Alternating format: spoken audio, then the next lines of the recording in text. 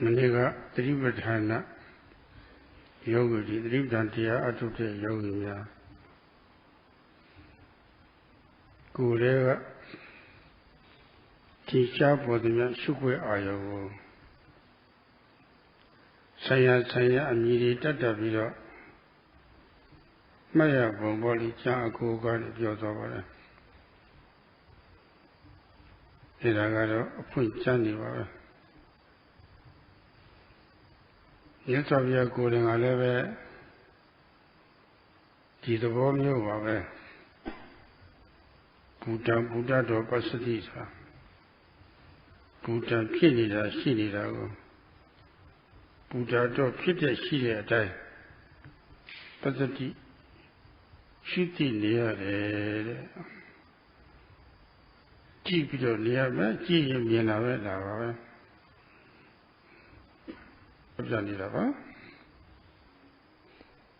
Yesterday, Sayadaw spoke about how to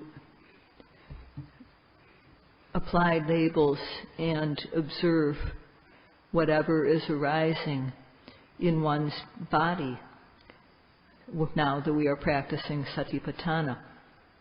And what he spoke about yesterday is from the explanations of the Buddha's words. The Buddha himself said, Buddhaṃ buddhato pasati, that one should see, one should look, one should dwell, observing what actually is, what exists as it is. And he used the present tense. He used the verb pasati, that means to see in the present moment. So what is it that we should see? What should we look at? We should see or look at what is arising, what arises due to causes, and is really evident. It's directly, it's right in front of us to be seen. And an example that Sayadaw mentioned was, and he told us to try for ourselves, making a fist. And we try making a fist, but without doing any awareness, without applying our attention. Make a fist and then stretch the hand back out. So one might know that it's a hand, one might have that much awareness, or one might know that there's a fist, or that it's stretching, the hand is stretched out. Humans and animals both know on this level. This is not special. This is not, what we're talking about now, the way yogis know, is to go beyond the form, beyond the hand, beyond the manner or the position that it is in, of being in a fist or being extended, to see the true nature that is really there. So there, in the moment of clenching the fist, stiffness, tension, tightness, there's a series of physical phenomena that happens. Physical things are happening in a series. And there's discomfort also. And this is undeniable. It's really there. There's also the intention to make the fist. That's mental. That's nama. And the clenching, there's tightness, stiffness, and so on. So these are true nature. This is true nature. But at the start, we can't see this.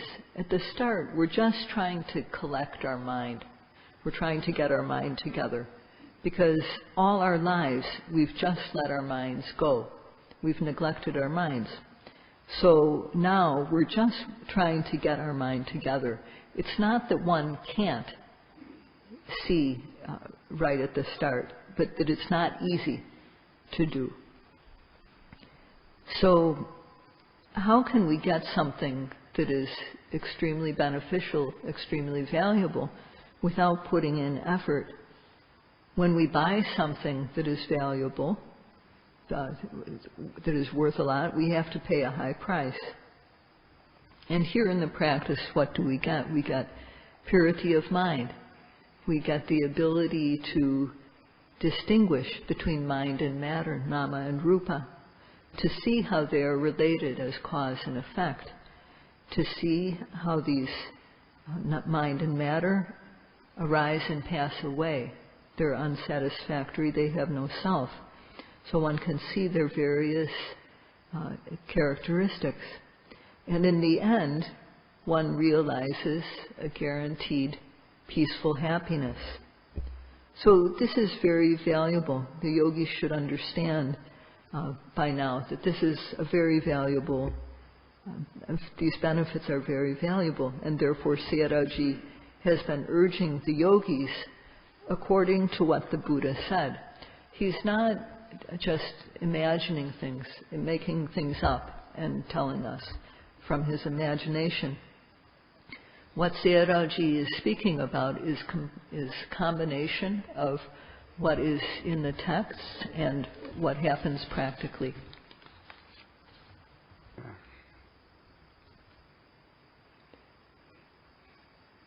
So people have come here to get a clean mind, as we are doing now, to see the true Dhamma stage by stage, and to get guaranteed happiness. So whether one understands the benefits of the task a little bit or a lot, one should understand about the benefits. So one can learn by hearing, by discussion, by reading.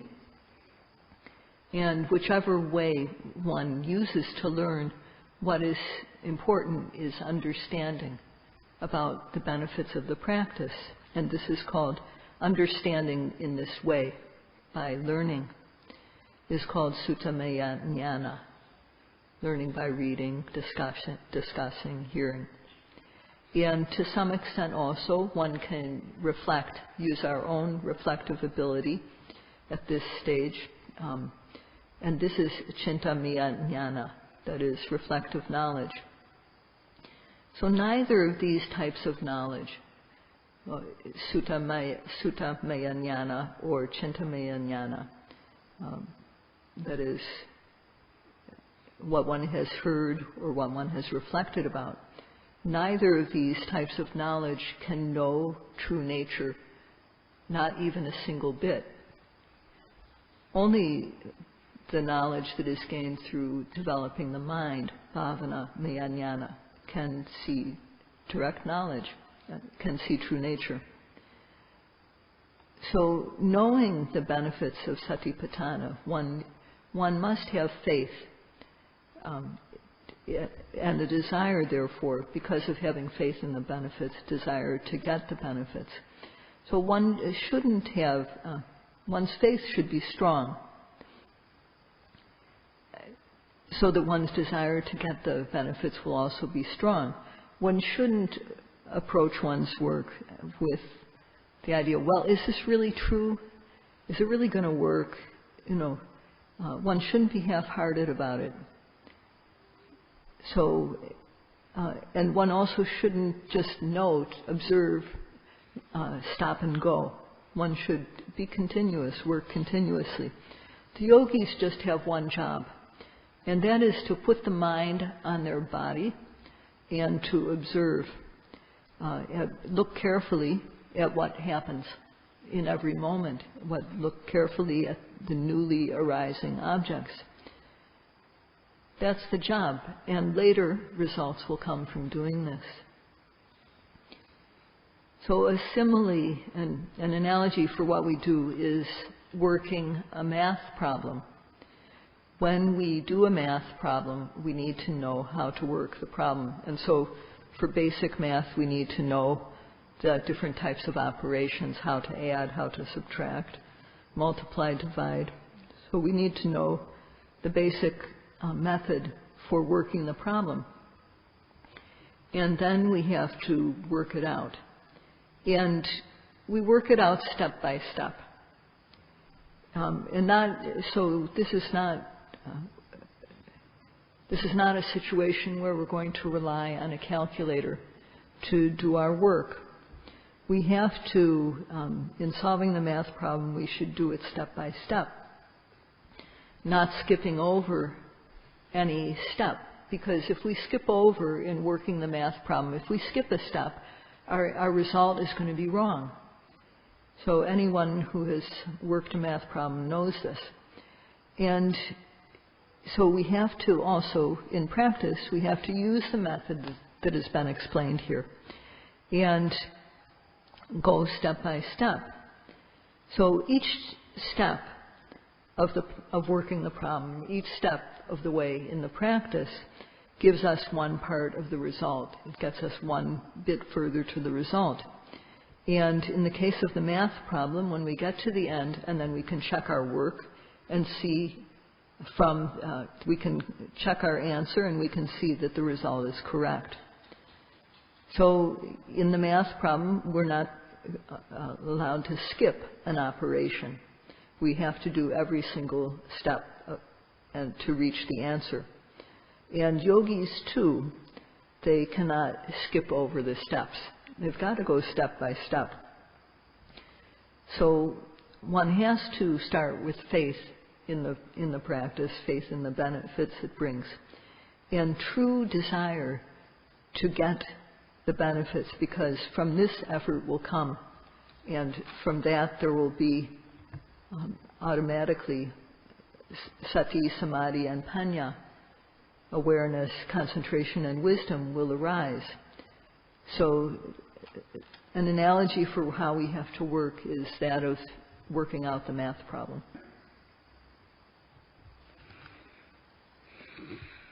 When we have a human life, for every person, what is important is to be truly human, to have a human heart, human mentality, and to gain knowledge that is special human knowledge.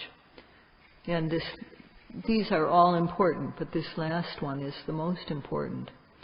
So one who wants to gain special knowledge, one who wants to gain all these things, especially special knowledge, must have 5 qualities. And these are, first of all, faith.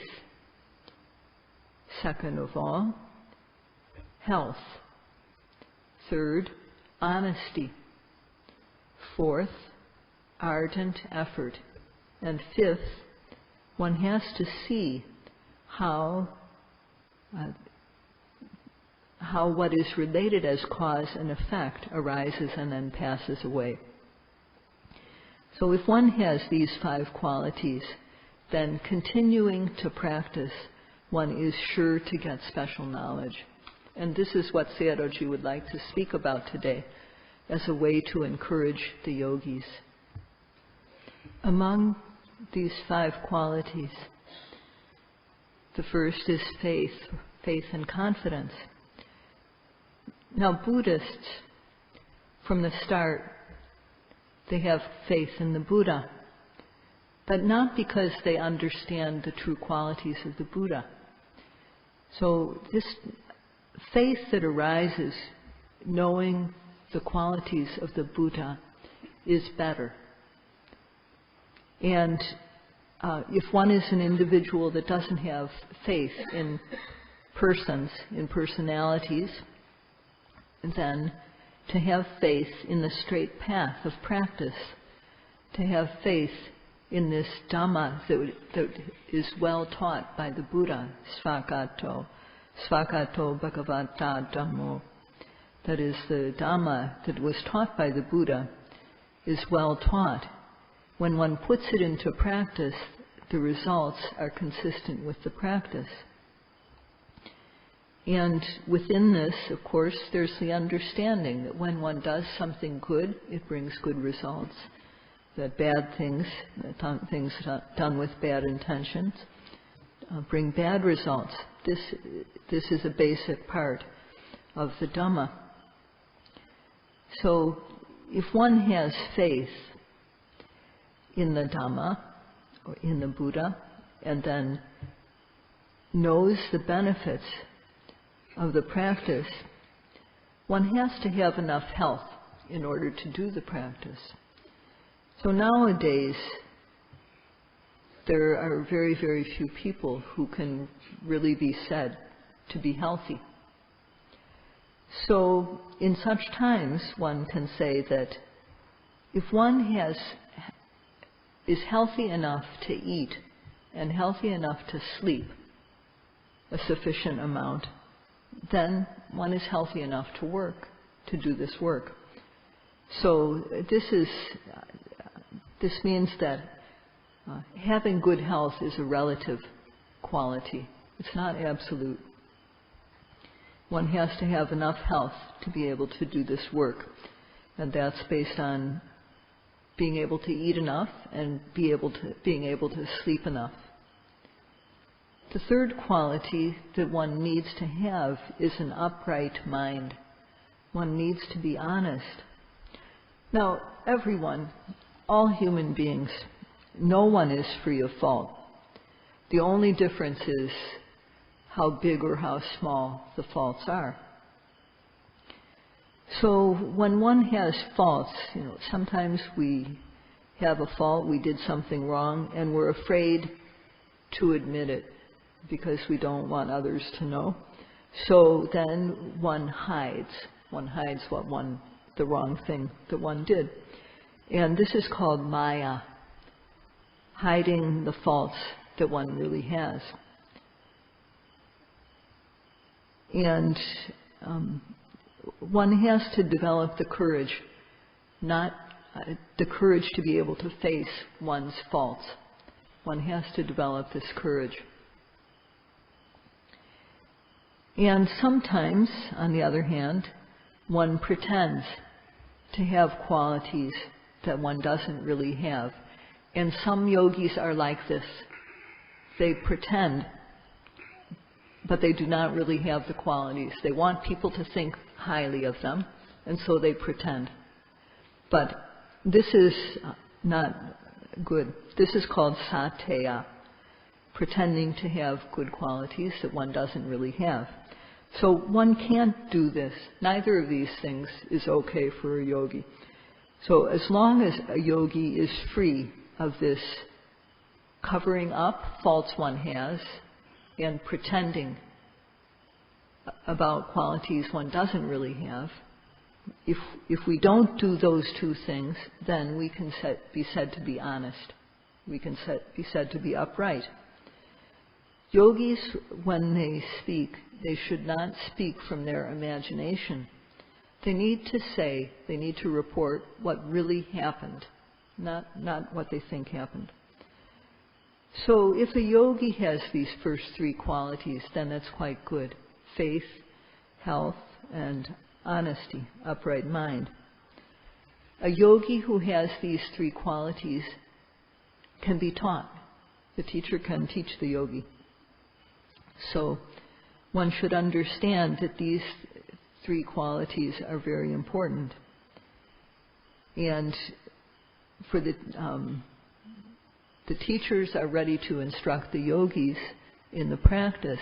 So on the yogi's side, one should make sure to have these first three qualities.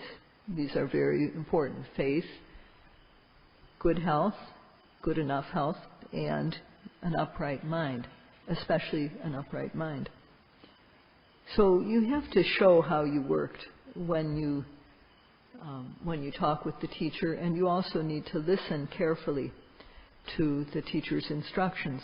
So both of these are involved in our mind being upright. And then one has to make effort.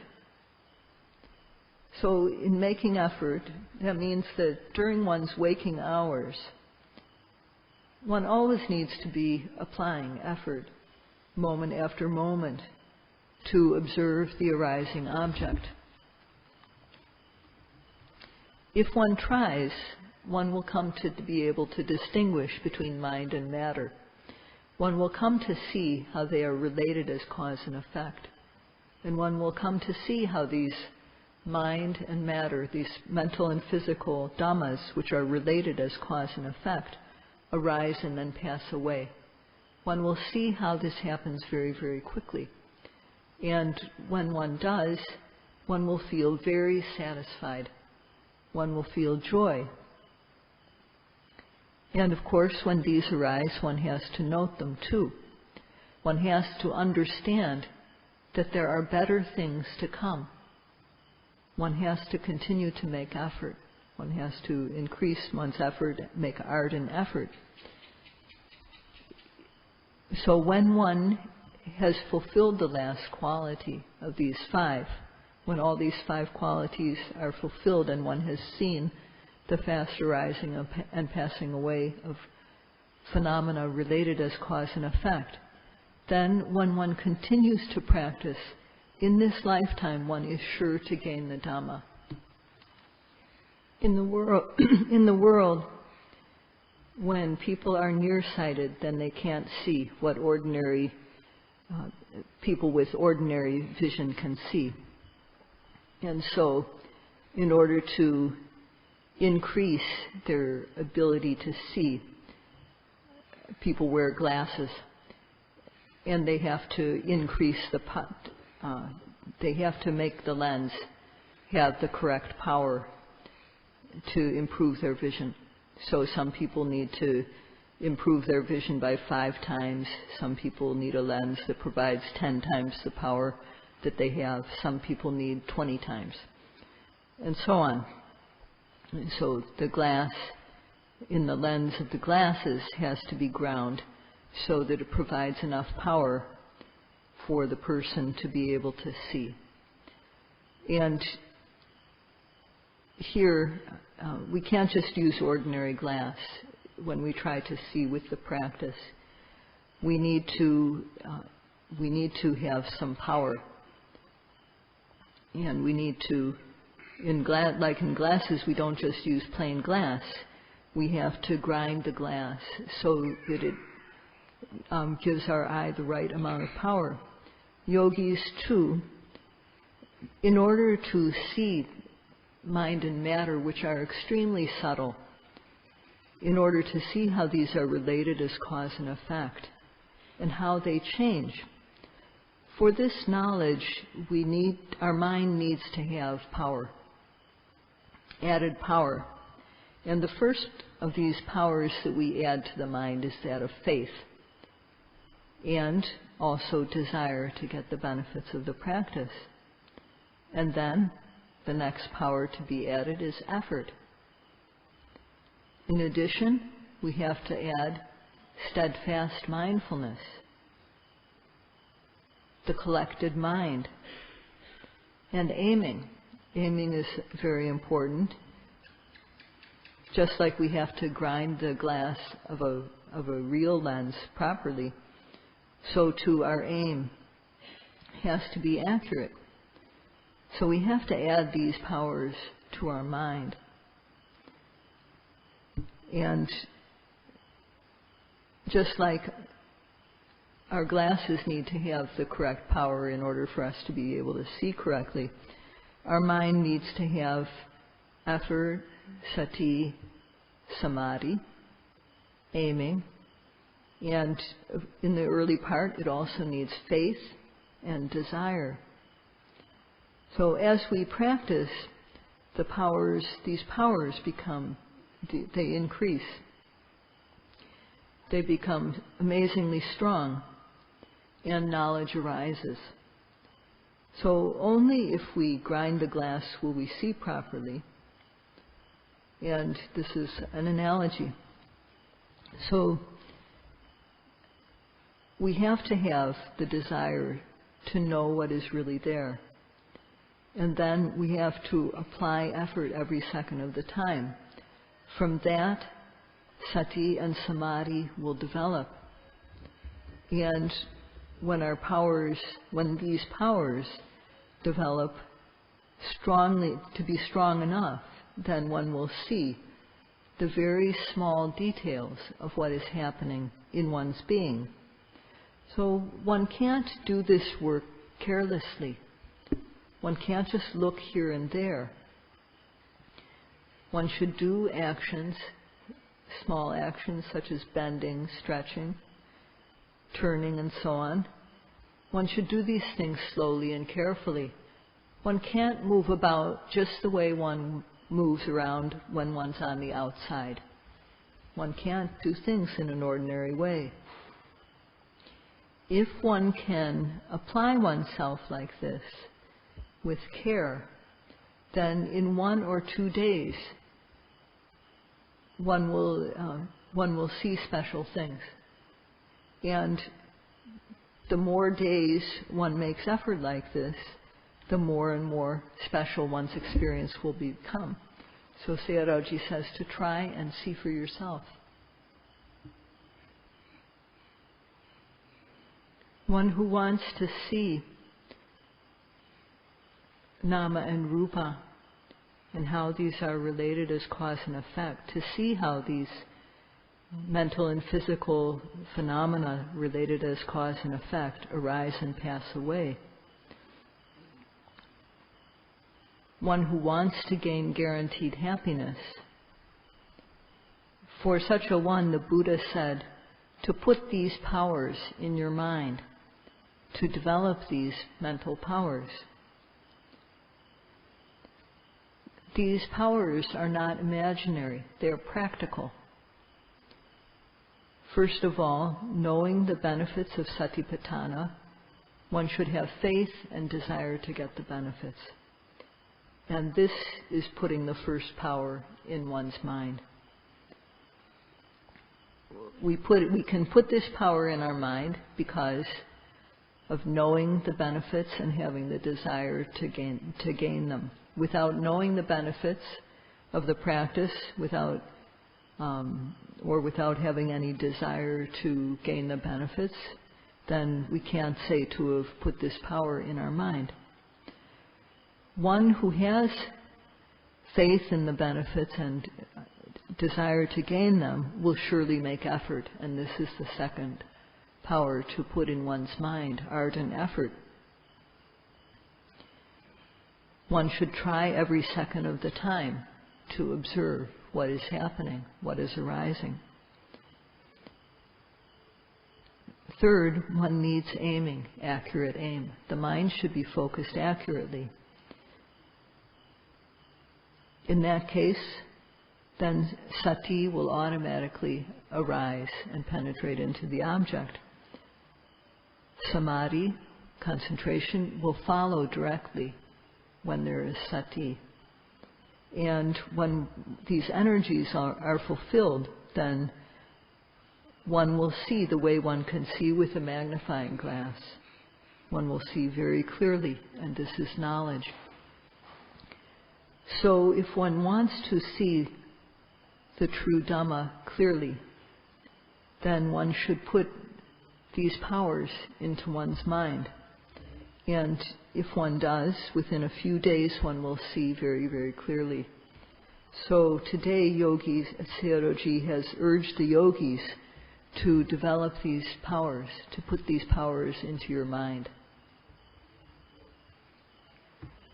So if Sayadaw has to provide kind of a guideline or a rule for what to do, he says, well, if one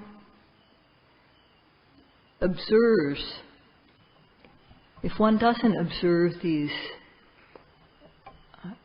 objects that arise, the freshly arising object within one's being, if one doesn't observe these, then in that moment one's mental power declines. So he made up a saying that not observing, not knowing, then power declines. On the other hand, if one observes and knows, then power builds up.